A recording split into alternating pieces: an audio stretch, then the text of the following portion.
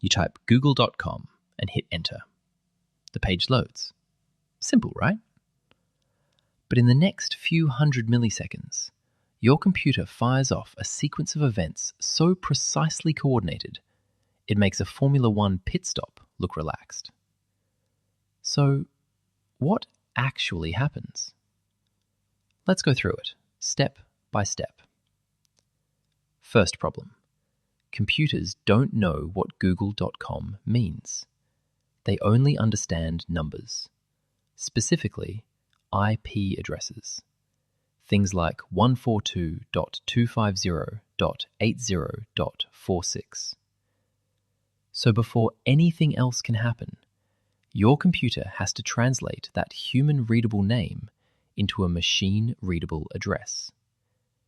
This is called DNS, the Domain Name System. Think of it like calling directory assistance. Your computer first checks its own memory. Have I looked this up before? If yes, done, cached. If not, it asks your local DNS resolver, usually your internet provider's server. That resolver doesn't know either, so it asks a root server. The root server says, I don't have the answer, but ask the .com TLD server. The TLD server says, I don't have it either, but Google's authoritative server does.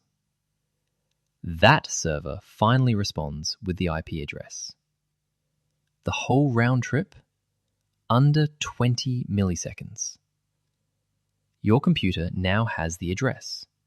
Time to knock on the door. Your computer can't just start sending data to Google's server. It needs to establish a connection first. This is called the TCP three-way handshake, and it's exactly what it sounds like. Step 1. Your computer sends a SYN packet, basically saying, hey, you there? Step 2. Google's server responds with SYNACK. Yeah, I'm here. You ready? Step 3. Your computer sends ACK. Ready. Let's go. The connection is open. The whole handshake takes one round trip. If you're connecting to a server on the other side of the world, that's about 150 milliseconds, which is why websites feel slower from far away. It's not the internet being slow, it's the physics of light through fiber. Now that the connection is open, your browser sends an HTTP request. It's essentially a structured message that says get/index.html, host google.com, browser Chrome.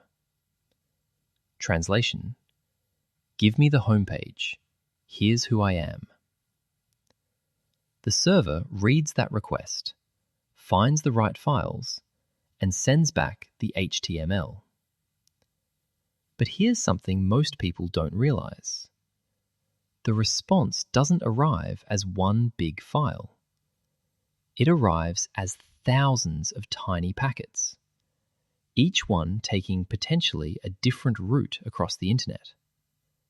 Some arrive out of order. Some arrive late. Some have to be resent. TCP silently handles all of that, collecting every piece, checking nothing was lost, putting them back in the right order. Like assembling a puzzle where the pieces arrive in a random box. Now your browser has the HTML, and it gets to work. First, it reads the HTML and builds the structure. This is called the DOM, the skeleton of the page. Then it finds the CSS and applies the styles. Colors, fonts, layout, spacing. The skin. Then it runs the JavaScript. Animations, interactivity, dynamic content. the muscles. All three happen in parallel, partially, which is why you sometimes see a flash of unstyled content on slow connections. The skeleton appears before the skin arrives.